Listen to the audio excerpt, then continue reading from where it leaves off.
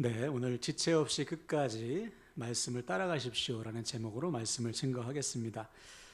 이제 여름 사역이 코앞으로 다가왔습니다. 다음 주부터 우리 아동부 성경학교를 할 계획이고요. 29일부터는 2박 3일 동안 우리 중고청 연합 수련회가 있습니다. 우리 교회에서 멀지 않은 가까운 학하교회에서 모이는데요. 저녁 집회는 누구나 참여할 수 있도록 개방을 합니다. 특히 제가 첫째 날 저녁 집회 설교를 하는데요.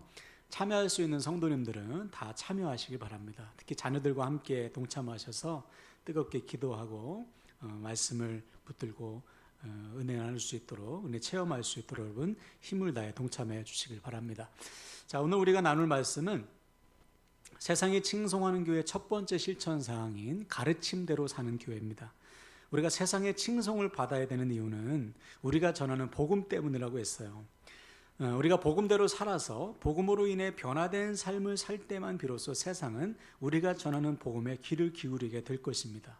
반면에 입술로는 복음을 전하는데 우리의 삶이 복음과 다르다면 세상은 우리를 칭송하기는커녕 우리를 조롱하고 멸시하게 될 것입니다. 그러므로 우리는 반드시 복음대로 살아서 복음으로 인해 변화된 삶으로 복음에 증인된 삶을 살아가시기를 주님의 이름으로 부탁을 드립니다. 자, 그럼 어떻게 할 때 우리는 세상이 칭송하는 교회, 복음으로 변화된 교회가 될 수 있을까? 그것은 바로 가르침대로 사는 거예요. 즉 성경이 말하는 대로 하나님께서 말씀하시는 그대로 살아가면 됩니다. 여기에 무슨 토를 달 이유가 없죠. 왜? 이 말씀을 하신 분이 바로 하나님이시기 때문에 그렇습니다. 그래서 신앙생활은 여러분 아주 단순해요. 따질 것이 없습니다. 하나님께서 말씀하셨으면 그대로 살면 되는 거예요. 그때 우리는 반드시 말씀의 능력을 경험하게 된다는 사실을 믿으시길 바랍니다. 두 번째 원칙은 일단 말씀을 들어야 합니다. 듣지 않으면 말씀대로 살 수가 없잖아요. 그래서 우리는 씨 뿌리는 자의 비유를 통해서 우리의 마음을 점검했죠. 첫 번째, 길가와 같이 단단한 마음은 말씀이 안 들어가요. 그래서 우리는 늘 말씀을 들을 준비를 해야 됩니다. 들을 귀를 준비해야 되는 것이죠. 두 번째는 돌밭과 같이 의심하는 마음도 안 됩니다. 아멘 했는데 살면서 어려움을 당하고 고난을 당할 때 믿음이 흔들리죠. 말씀의 뿌리, 믿음의 뿌리가 내리질 않아요. 세 번째, 가시덤불처럼 염려와 걱정하는 마음 역시 말씀대로 살지 못합니다. 여러분, 우리 안에 염려가 들어오면 믿음 다 까먹거든요. 그래서 염려하는 마음도 안 된다. 오직 어떤 마음? 좋은 땅에 되어서 순수한 마음으로 말씀을 받고 그 말씀 그대로 살 때에 30배, 60배, 100배의 결실을 맺습니다. 쉽게 말해 말씀을 잘 듣고 그대로 사는 거예요. 사랑하는 여러분, 말씀대로 순종해서 말씀의 열매 맺길 바랍니다. 세 번째 원칙은 이미 배우고 확신한 일에 거하는 것입니다. 여러분, 우리에겐 새로운 말씀이 필요 없죠. 하나님께서 주신 이 성경 한 권이면 충분합니다. 이 외에 다른 말씀은 필요 없어요. 또 성경에 대한 새로운 해석 역시 필요치 않습니다. 생각해 보세요. 2000년이 넘도록 이 기독교 역사 가운데 얼마나 많은 신학자들이 우리 성도들에게, 교회에게 필요한 이 신학을 정리해 놓았겠습니까? 그래서 우리는 이 신학의 정통을 따르면 되는 것이지요. 혹시 주변에 우리 교회는 좀 새로워, 우리 교회는 말씀을 새롭게 해석해, 여러분 그 위험한 거예요. 이단과 사이비일 가능성이 상당히 높습니다. 그래서 우리는 새로울 것이 없습니다. 다만 그 말씀이 변질돼서는 안 되겠죠. 세속적으로 변질되거나 복음이 흐려지거나 그러면 안 되겠죠. 또 말만 잘하고 말씀대로 살지 않으면 안 되겠죠. 그래서 이 말씀을 잘 듣고 잘 행하는 것. 그래서 바울이 선포한 거예요. 이미 배우고 확실한 일에 거하라. 이미 배운 대로 말씀대로 살아라. 그때 우리는 반드시 말씀의 능력을 경험하게 될 줄로 믿습니다. 네 번째 원칙은 뭐였냐면 말씀으로 자신을 비추는 거였어요.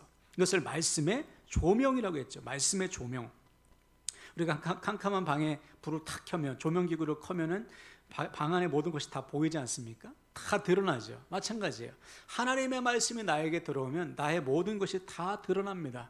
나의 모든 허물과 연약함과 추함과 악함과 냄새나는 모든 것들이 다 드러나게 되어 있어요. 그래서 말씀이 들어오면 가만히 있을 수가 없습니다. 가슴을 치면서 회개해야 정상인 것이죠.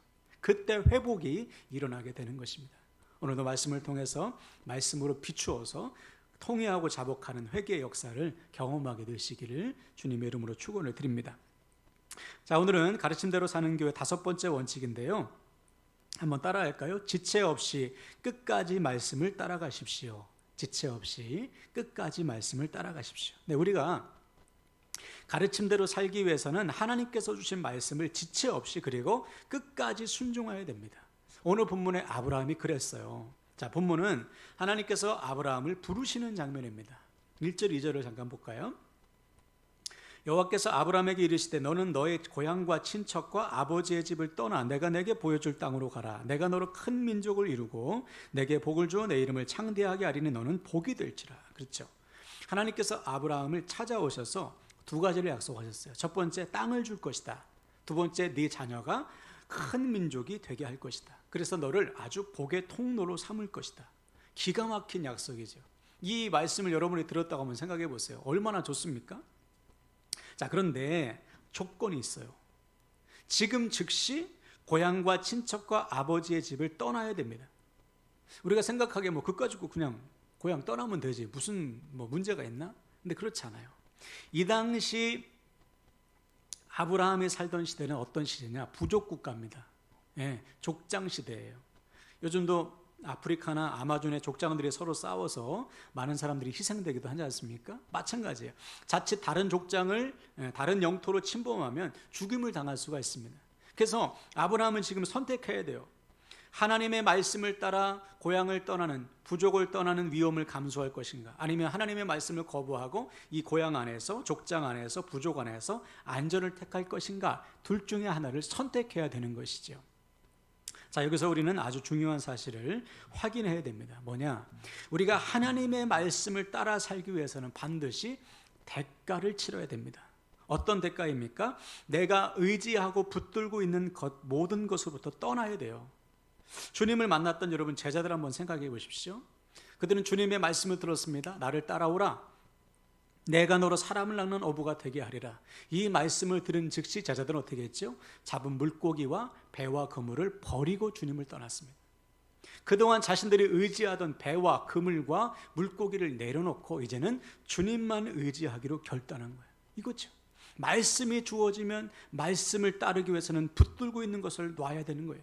또 여러분이 잘 아는 바울도 보시면 그가 부활하신 주님을 만난 후에 그동안 자기에게 유익하던 모든 것들을 뭐처럼 여겼어요? 배설물처럼 여겼다고 했습니다. 왜? 그런 것들로는 자기에게 구원을 줄 수 없어. 그것과 비교할 수 없이 가장 고귀한 가치 있는 예수 그리스도를 발견했기 때문에, 만났기 때문에, 예수만이 구원이요 예수만이 영생을 알았기 때문에 그동안 자기가 유익하게 여기던 모든 것들을, 붙들고 있는 것들을 다 배설물처럼 버리고 주님을 따라갔단 말이에요. 마찬가지예요. 하나님의 말씀이 들리면 우리는 모든 것을 버리고 떠나야 됩니다. 그때 우리는 비로소 말씀을 따라갈 수가 있는 것이죠. 반면에 성경에 보면 하나님의 말씀을 듣고도 그 말씀을 따라가지 못한 사람들이 있었습니다. 마태복음 19장에 보면 한 부자 청년이 주님을 찾아오죠. 그리고 주님께 뭘 묻습니까? 영생을 물어요. 어떻게 하면 영생을 얻습니까? 그때 주님께서 답을 주시죠. 야, 네 재산을 팔아 가난한 자들에게 나누어 줘라. 그러면 하늘의 보화가 쌓일 것이다. 그리고 와서 나를 따르라. 무슨 말입니까? 야, 네가 지금 붙들고 의지하고 있는 물질 다 내려놔야 돼요. 그거 버리고 나를 따라. 그러면 영생이 주어질 거야. 무슨 말입니까? 영생은 언제 주어진다는 거예요? 모든 것을 버리고 주님을 따라갈 때 주어진다. 자, 그런데 이 청년은 어떻게 했어요? 근심하며 그 자리를 떠나요. 왜? 아직도 물질을 내려놓지 못하는 거. 이 물질이 나를 살리는 것이지 주님이, 하나님의 말씀이 나를 살리는가? 갈등하다가 하나님의 말씀을 버린 거예요. 지금도 마찬가지예요. 많은 사람들이 자기 손에 움켜진 것을 놓지 않고 말씀을 붙들려고 합니다. 불가능해요, 여러분. 내가 무언가를 잡기 위해서는 내 손에 있는 것을 놔야 됩니다. 우리가 주님의 손을 붙들기 위해서는 내 손에 있는 것을 놓아야 돼. 붙들고 있는 것을 놔야 주님께 나아갈 거 아닙니까? 마찬가지로 하나님의 말씀이 선포됐을 때 그 말씀을 따라가기 위해서는 내가 의지하고 있는 모든 것을 내려놔야 된다는 것이죠. 그래서 오늘 본문에 바울은 어떤 선택을 했을까요? 아브라함은 본문 4절을 보겠습니다. 제가 읽겠습니다. 이에 아브라함이 여호와의 말씀을 따라갔고 룻도 그와 함께 갔으며 아브라함이 하란을 떠날 때 75세였더라. 따라합시다. 이에. 예, 이해가 무슨 뜻입니까? 즉시라는 뜻이죠. 아브라함은 즉시 말씀을 따라갔어요. 즉시 자신이 붙들고 의지하고 있는 모든 것을 내려놓고 지체 없이 내려놓고 하나님의 말씀을 따라갔단 말이에요. 그때 그의 나이가 무려 75세였다고 성경은 기록하고 있습니다. 75세라는 이 나이를 기록한 이유가 있습니다. 도저히 따라갈 수 없는 상황 속에서도 아브라함은 말씀을 따라갔다는 거예요. 이거예요. 우리가 하나님의 말씀을 따르는 첫 번째 비밀은 뭐냐? 지체 없이 순종하는 겁니다. 한번 따라할까요? 지체 없이 순종하라. 네, 하나님의 말씀이 주어지는 순간 내 손에 움켜진 것을 지체 없이 내려놓고 순종하는 거예요. 그렇게 할 때만 우리는 말씀을 따라갈 수 있어요. 반면에 다음으로 미뤄서는 절대로 순종 못해요. 우리 주변에 그런 분들 있죠. 하나님, 지금은 제가 조금 상황이 순종할 상황이 아닙니다. 지금은 형편이 조금 그래서 나중에 상황이 좋아지면, 형편이 좋아지면 그때 순종할게요. 여러분, 이런 분들은 평생 순종 못해요. 이런 분들은 평생 하나님의 말씀대로 따라가길 어렵습니다. 여러분, 생각해 보세요. 하나님께서 우리에게 말씀을 주실 때 우리의 상황과 형편을 모르시겠어요? 모르고 말씀하시겠습니까? 다 아시죠? 다 알면서도 말씀하시는 거예요. 왜? 이제는 형편에, 상황에 매이지 말라는 거예요.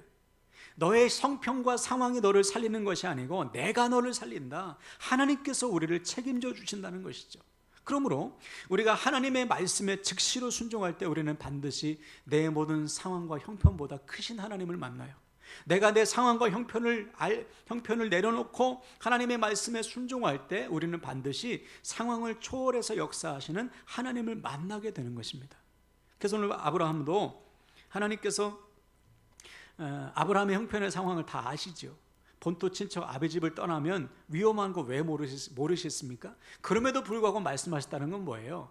이제부터는 내가 너를 지켜주겠다는 거예요. 너의 친족과 너의 부족이 아니라 내가 너의 도움이 되어줄 것이다. 그 하나님의 마음을 알기 때문에 아브라함은 순종할 수 있었던 거예요. 또 제가 이 말씀을 묵상할 때마다 목회자로서 내가 어떠한 선택을 해야 되는가 고민하게 만드는 본문이 있는데, 열왕기상 17장에 보면 엘리야가 등장해요. 엘리야는 북이스라엘에서 활동했던 선지자인데 그 당시 왕이 아합이죠. 아합이 아주 악했어요. 바알 우상, 아세라 우상을 막 도맡아서 섬겼던 왕이거든요. 그래서 하나님이 그 북이스라엘 땅에 징계하시죠. 가뭄의 징계, 기근의 징계를 내리십니다. 비가 오지 않으니까 먹고 살 게 없어요. 근데 하나님께서 엘리야에게, 야, 사르밧으로 가면 과부가 있어. 그 과부가 너를 먹일 거야. 기대했겠죠. 큰 부장가 보다 사르밧에 있는 과부가. 갔습니다. 웬걸? 너무 가난한 거예요. 가진 것이라고는 밀가루 한 움큼과 기름 조금밖에 없어. 자, 이때 엘리야가 갈등하지 않았겠어요? 어떻게 저 여인에게 나한테 먹을 것을 달라고 하나. 요즘으로 따지면 가난한 성도에게 어떻게 하나님께 헌신하라고 하나. 그죠? 아무것도 없는 사람에게 어떻게 하나님께 마음을 드리고 정성을 다해서 하나님께 헌신하라고 말할 수 있는가? 갈등하지 않았겠습니까? 근데 엘리야는 선포한 거예요. 왜냐하면 하나님께서 주신 말씀이기 때문에. 하나님께서 저 여인의 형편을 아시지, 저 여인의 상황을 다 아시지. 그럼에도 불구하고 말씀하신다면 하나님께서 기적을 베풀어 주실 것이다. 반드시 말씀대로 역사하실 것이다. 그래서 여인에게 선포하죠. 야, 먼저 나에게 먹을 것을 가지고 와라. 그러면 하나님께서 이렇게 말씀하셨어. 가뭄이 끝나기까지 밀가루통에 밀가루가 떨어지지 않고 기름병에 기름이 떨어지지 않을 것이다. 하나님께서 말씀하셨다. 너 어떻게 할래? 이때 여인이 어떻게 합니까? 그 말씀에 그대로 순종하지. 이 여인도 자기의 형편과 상황을 알 거 아니에요. 지금 먹고 죽을 것도 없는 내 코가 석잔데 어떻게 하나님의 선지자한테 이것을 막 먹입니까? 내 아들 지금 먹을 것도 없는데. 이럴 만도 한데 하나님의 말씀을 듣자마자 이 여인은 순종해요. 그 결과 어떻게 됐습니까? 하나님의 말씀대로 가뭄이 끝나기까지 가루와 기름이 떨어지지 않는 기적을 체험해요. 상황을 초월해 역사하시는, 상황보다 크신 하나님을 만나게 되는 것이죠. 지금도 마찬가지예요. 하나님은 우리의 형편과 상황을 초월해서 역사하십니다. 우리의 모든 상황과 형편을 다 아시고 말씀하시는 거예요. 그러므로 우리가 해야 될 것은 무엇입니까? 내 모든 상황을 초월해서 역사하신 하나님을 믿고 즉시로 순종하는 것이죠. 그때 우리는 반드시 모든 상황을 초월하여 역사하신 하나님을 만나게 될 줄로 믿으시길 바랍니다. 자, 이제 그러면 이후에 아브라함은 어떻게 됐을까요? 하나님께서 약속하신 땅, 자손, 큰 민족을 이룬다고 했으니까 이것을 곧바로 응답을 받았을까요? 아니에요. 아니, 본토 친척 아비 집을 떠나서 위험을 감수하고 대가를 치렀으면 곧바로 응답하셔야지. 땅도 주시고 자식도 주셔야 될 거 아니에요. 근데 안 주시는 거예요. 바로 여기에 우리의 갈등이 있는 것이죠. 아브라함도 갈등했습니다. 그렇게 세월이 흘러 몇 년이 흘렀나? 10년이 흘렀어요. 여러분, 10년, 말이 10년이죠. 얼마나 긴 시간입니까? 제가 예전에 이 같은 본문을 가지고 개척교회 목사님들에게 설교한 적이 있습니다. 여러분, 하나님께서 비전을 주셔서 여러분 개척을 했는데 10년 동안 성도가 한 명도 안 온다면 그 자리 지키겠습니까? 그랬더니 다들 고개를 절레절레 흔들어요. 10년 동안 버틴 아브라함의 믿음이 작지 않은 것입니다. 대단한 거예요. 자, 그런데 이때 아브라함이 어떤 선택을 하죠? 10년 지났을 때 85세 되었을 때 계산기 두드려 보는 거예요.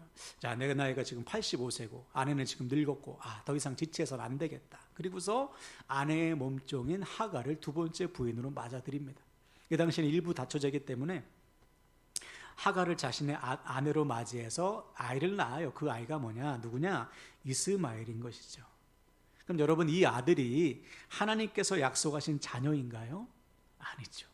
이스마엘은 하나님께서 약속하신 자녀가 아닙니다. 즉 아브라함은 하나님의 말씀을 믿지 않고 불순종한 거예요. 물론 어떤 분들은 아브라함의 믿음을 탓할 수 있다고 했습니다. 야, 하나님께서 주시려고 약속했으면 참고 기다려야지. 근데 여러분, 우리도 마찬가지. 10년 동안 말씀에 순종했는데 아무런 열매가 없다. 땅도 없고 자녀도 없다. 그러면 우리도 흔들릴 수가 있는 거예요. 우리도 갈등할 수가 있는 것이죠. 우리도 아브라함처럼 다른 길을 선택할 수가 있는 거예요. 자, 그럼 여기서 우리는 중요한 질문을 해야 됩니다. 왜 아브라함은 갈등했을까? 왜 하나님의 말씀을 더 이상 믿지 못하고 인간적인 방법을 사용했을까요? 이유는 자신이 응답의 때를 정해놨기 때문이에요. 즉 자신이 생각한 응답의 때와 하나님께서 정해놓으신 때가 달랐던 것이죠. 여기서 우리의 갈등이 주어지는 겁니다. 아브라함은 계산했을 거예요. 지금 내 나이가 85세고 아내는 이미 늙었으니 더 이상 기다려서는 안 돼. 하나님, 10년입니다. 제가 10년까지는 기다릴게요. 10년까지는 제가 순종하겠습니다. 근데 10년이 지나서는 안 됩니다. 이렇게 정해놓은 거예요. 여기서 아브라함의 갈등이 있었던 것이죠. 우리도 그렇지 않습니까? 하나님, 도대체 언제까지 기다려야 됩니까? 언제까지 참아야 됩니까? 언제까지 기다려야 응답 주실 거예요? 저 인간 언제 변화돼요? 저 인간 언제 변화돼서 주님께 돌아옵니까? 언제까지 저 영혼을 품고 기도해야 됩니까? 도저히 응답되지 않은, 응답이 보이지 않을 때 우리도 아브라함처럼 갈등할 수가 있다는 거 아니에요. 여러분, 바로 그때가 믿음이 필요한 때입니다. 어떤 믿음인가? 하나님께서 하나님의 때에 가장 좋은 것을 주신다. 하나님께서 하나님의 때에 가장 좋은 것을 주신다는 믿음이 필요한 때입니다. 다시 말해, 내가 원하는 때가 아니고 하나님께서 원하시는 때에 응답 주신다. 이것이 우리가 말씀을 따라갈 수 있는 두 번째 비밀이에요. 하나님의 때를 믿고 끝까지 순종하는 것. 그래서 우리 주님도 이렇게 말씀하셔서 사도행전 1장 7절에 보면 이르시되 때와 시기는 아버지께서 자기의 권한에 두셨으니 너희가 알 바 아니요. 그렇죠? 우리는 꼭 때를 알고 싶어요. 하나님 언제 응답하실 거예요? 언제 주실 거예요? 언제 해결해 주실 거예요? 주님은 그거 알려고 하지 말라는 거예요. 그거 알려고 하지 말고 오직 하나님께서 하나님의 때에 가장 좋은 것을 주실 것을 믿고 계속해서 말씀에 순종해라. 그래서 여러분, 아브라함은 언제 약속의 자녀를 얻게 되지요? 그의 나이 100세에 그가 하나님의 말씀을 쫓아 고향을 떠난 후에 무려 25년이 지났을 때 약속의 자녀를 얻습니다. 즉 하나님께서 아브라함에게 정해놓으신 때는 언제인 거예요? 25년인 것이죠. 아브라함이 정해놓은 것은 10년, 하나님께서 정해놓은 것은 25년. 그럼 여기서 질문, 왜 하나님은 25년의 시간을 정해놓으셨을까? 이 25년의 시간 동안 아브라함을 만드신 것입니다. 어떤 아브라함? 하나님의 말씀을 성취할 수 있는 그릇이 되도록 만드신 거예요. 25년의 시간 동안 하나님의 말씀을 성취할 수 있는 믿음의 사람으로 아브라함을 다듬어 가셨던 것이죠. 비슷한 사람들이 있어요. 여호수아, 갈렙. 그들이 가나안 땅을 정탐한 후에 무려 몇 년 만에 약속의 땅을 차지했을까요? 45년입니다. 45년 만에 여호수아, 갈렙은 약속의 땅을 성취해요. 이 45년의 시간 동안 하나님은 이들을 만드신 것입니다. 약속의 땅을 차지할 수 있는 믿음의 그릇으로 만드신 거예요. 우리도 마찬가지. 하나님의 때를 믿을 때만 우리는 끝까지 순종할 수 있어요. 하나님의 때를 믿고 순종을 지속할 때 우리는 말씀을 성취하는 인생으로 만들어지는 거예요. 이 분명한 사실을 믿으시고 하나님의 때를 믿고 끝까지 순종하는, 말씀을 따라가는 저와 여러분 되길 바랍니다. 최근에 어느 은퇴를 앞둔 목사님께서 페이스북에 이런 글을 올리셨어요. 자기 교인 중에 아내를 따라서 교회에 출석하는 남자 성도가 있었답니다. 이 남자 성도가 결혼하기 전에 약속했다는 거예요. 결혼하면 꼭 나를 따라서 교회에 오겠다고 하면 내가 결혼해 주겠다. 아내가 아마 그렇게 약속을 했나 봐요. 조건을 걸었나 봐요. 그래서 남편이 그래 내가 결혼하면 당신 따라서 예배 출석할게. 그래서 결혼 후부터 그 남편이 아내를 따라서 교회 온 겁니다. 무려 15년을 왔다는 거예요. 근데 15년 동안 목사님이 볼 때 믿음이 안 자라. 말씀을 듣지도 않고 왔다 갔다 하고 멍하니 있고 예배에 은혜 받는 것 같지 않아요. 근데 한 달 전에 그 남자 성도가 목사님께 오더니 그러더래요. 목사님, 제가 요즘은 이제는 목사님 말씀이 들려요. 그전까지는 목사님 말씀이 안 들렸는데 지금 말씀이 들립니다. 너무 좋습니다. 제가 이제부터는 제대로 한번 예수님을 믿어보려고 합니다. 15년 만에 응답이 된 거예요. 그러니까 목사님께서 이 영혼 늘 주일마다 보면서 얼마나 기도하면서 말씀을 준비했겠어요. 하나님, 저 영혼에가 말씀이 들어가게 해주세요. 저 영혼이 말씀을 듣고 변화되게 해주세요. 그 기도가 무려 15년 만에 이루어진 것이죠. 또 이 남편의 아내는 또 얼마나 눈물로 기도했겠어요. 하나님, 우리 남편이 하나님 꼭 만나게 해주세요. 말씀을 듣게 도와주세요. 하나님, 예배 시간에 은혜를 체험하게 도와주세요. 그 기도가 무려 15년 만에 이루어진 거예요. 그럼 어떻게 해서 이분들이 15년의 시간을 버틴 것입니까? 하나님의 때를 믿었기 때문이죠. 내가 계산한 때가 아니고 내가 원하는 때가 아니고 하나님께서 정해놓으신 그 때에 우리 남편, 저 성도를 하나님이 변화시킬 것이다. 그 믿음이 있었기 때문에 끝까지 말씀에 순종할 수가 있었던 것입니다. 우리도 마찬가지. 그럼 사랑하는 여러분, 오늘 우리는 말씀을 통해 두 가지를 결단해야 돼요. 첫째, 하나님의 말씀이 주어졌을 때 즉시로 여러분 순종하시길 바랍니다. 내 형편을 따져서는 순종 못해. 내 손에 붙들고 있는 것을 놓고 즉시로 말씀을 따라가야 되는 거예요. 그때 우리는 반드시 모든 상황을 초월하신 하나님, 모든 상황보다 크신 하나님을 만나게 될 줄로 믿습니다. 두 번째, 하나님의 때를 믿고 계속해서 순종하세요. 응답이 더디다고 포기해서는 안 됩니다. 지치고 쓰러져서는 안 돼요. 오히려 하나님의 때가 점점 다가오고 있지, 하나님께서 하나님의 때에 가장 좋은 것을 주시지, 이 믿음으로 끝까지 가는 거예요. 그때 우리는 반드시 약속을 성취하는 인생으로 다듬어지고 만들어줄 줄 믿습니다. 그래서 오늘부터 여러분, 하나님의 모든 말씀에 지체 없이 그리고 계속해서 순종함으로 마침내 말씀을 성취하는 우리 함께라는 게 모든 가족들, 지체들 되시기를 주님의 이름으로 간절히 축원을 드립니다. 아멘, 아멘.